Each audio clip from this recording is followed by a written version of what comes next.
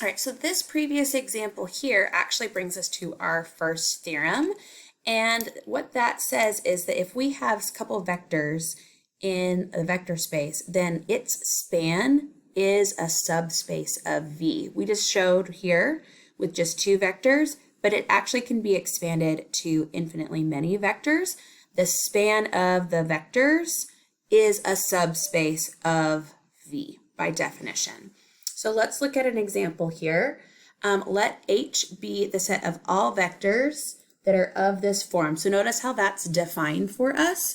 And I'm actually going to go ahead and write this in vector form. So what does this mean? This means we have A minus 3B, we have B minus A, we have A, and we have B. Okay, where A and B are just scalars. Show that H is a subspace of R4. Well, if A and B equals 3, then 1 is done. The other thing that we can do here is we could set this up as A, 1, negative 1, 1, 0, plus B, negative 3, 1, 0, and 1. And so think of this as this is V1 and this is V2. Well, then this is a span, right? C1, V1 plus C2, V2.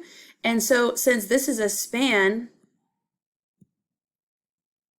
of V1, V2, I'm good. Like this, it has to be a subspace. So I really didn't even have to check number 1 if I didn't want to. Since this is a span, then we're all good to go. This is a subspace. All right, let's look at this last example here. For what values of H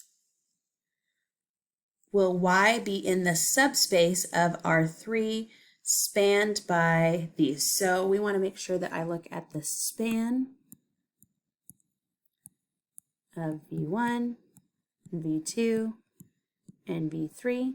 And for what values of H is Y going to end up in that span is basically what this question is asking for us. So let's see what we need to do here. Well, one thing we can do is we can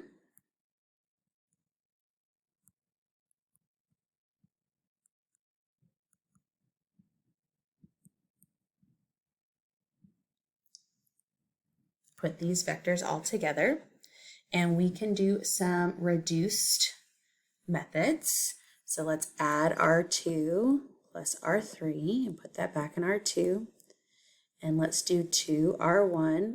Oh my goodness gracious. R1 plus R2 plus R1. Put it back in R2. 2R1 plus R3. And put that into R3. Okay, so we end up getting same row on the top, 0, 1, negative 2, 1 here.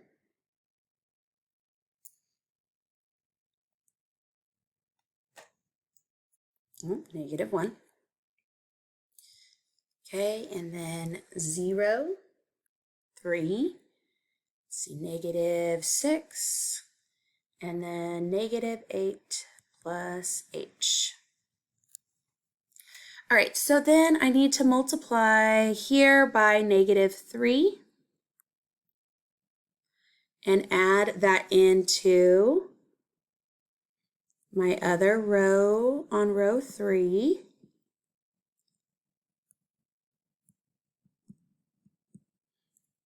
And when I do that, I get 0, 0, 0, and then negative 5 plus H.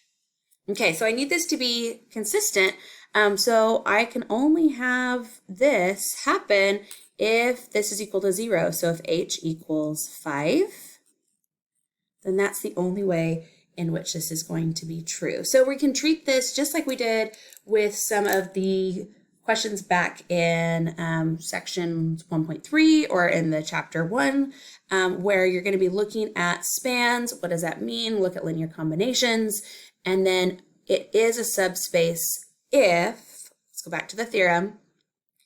If, or the span, I should say, of the vector space is a subspace by definition of the vector space.